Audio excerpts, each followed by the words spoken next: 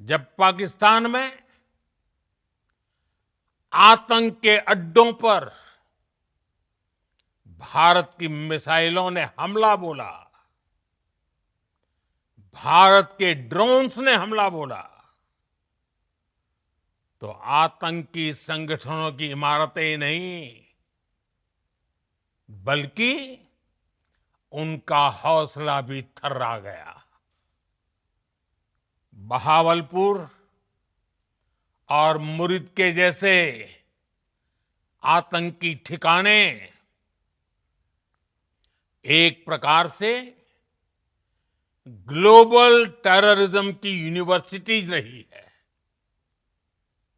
दुनिया में कहीं पर भी जो बड़े आतंकी हमले हुए हैं, चाहे 9/11 हो, चाहे लंदन ट्यूब बॉम्बिंग हो, या भारत में दशकों से जो बड़े बड़े आतंकी हमले हुए हैं, उन सब के तार कहीं ना कहीं आतंक के इन्हीं ठिकानों से जुड़ते रहे हैं।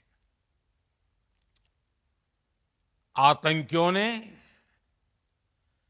हमारी बहनों का सिंदूर उजाड़ा था, इसलिए भारत ने आतंक के ये हेडक्वार्टर्स उजाड़ दिए। भारत के इन हमलों में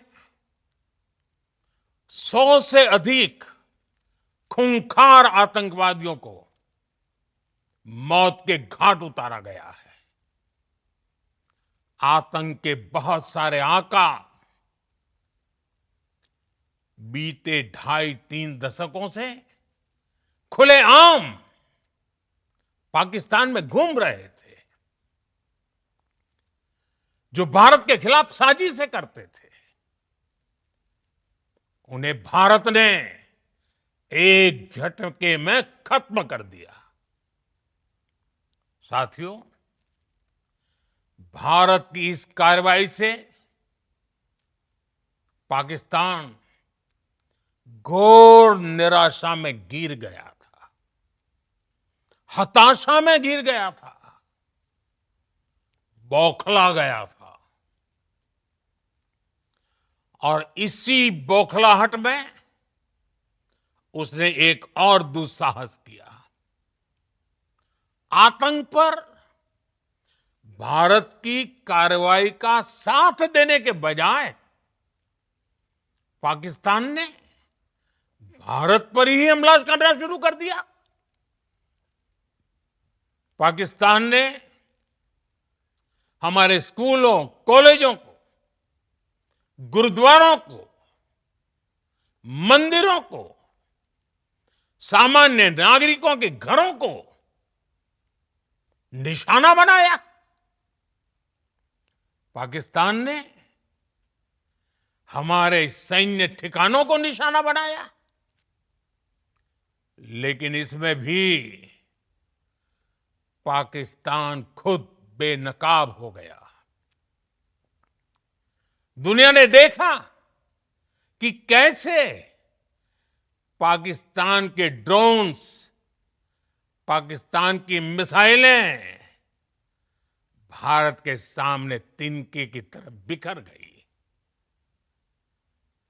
भारत के सशक्त एयर डिफेंस सिस्टम ने उन्हें आसमान में ही नष्ट कर दिया।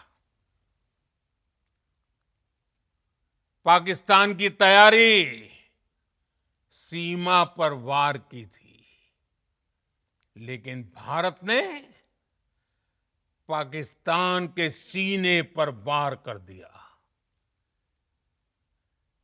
भारत के ड्रोन्स, भारत की मिसाइलों ने सटीकता के साथ हमला किया। पाकिस्तानी वायुसेना के उन एयरबेस को नुकसान पहुंचाया, जिस पर पाकिस्तान को बहुत घमंड था। भारत ने पहले 3 दिनों में ही पाकिस्तान को इतना तबाह कर दिया, जिसका उसे अंदाजा भी नहीं था। इसलिए भारत की आक्रामक कार्रवाई के बाद पाकिस्तान बचने के रास्ते खोजने लगा।